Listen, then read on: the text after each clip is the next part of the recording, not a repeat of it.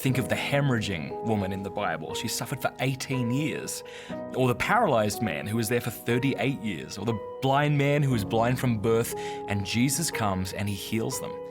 Now, our pain, our sin can be every bit as painful as that. And, from my own experience, I know, sometimes we think, I've been carrying this wound, this guilt for so long now. I'm beyond healing. I think our sins can have a way of paralyzing us. But the good news is that no matter how long we've carried these wounds for, Jesus is bigger than our wounds, and he's able to bring us the healing we so desperately need. It's wonderful to be forgiven, but I also need help. I need the grace to be made better, and just like anybody, sometimes I need a lot of grace. Years ago, there was a sin that I was repeating over and over again, and it was humiliating and it was embarrassing. It was really tough. But the beautiful thing was that through the power and grace of God, through his love that I received in the sacrament of confession, I stopped committing the sin. I was healed of that sin.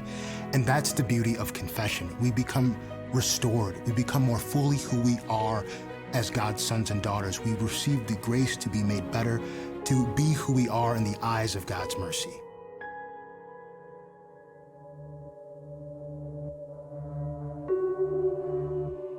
The mission of Jesus is mercy.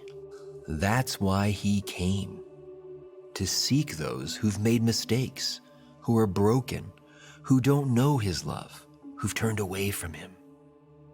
And what's amazing is that he didn't wait for them to find him. Jesus took the initiative. He sought them out. But he didn't come pointing fingers or condemning.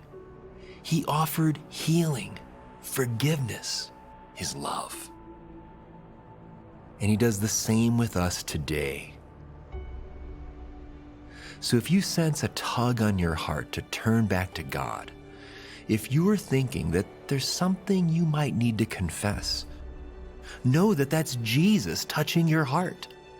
The same Jesus who said to the woman, "Neither do I condemn you." He's seeking you out today.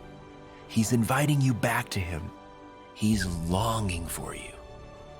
So no matter what you've done, no matter how long you've been away, Jesus is waiting for you in the sacrament of reconciliation.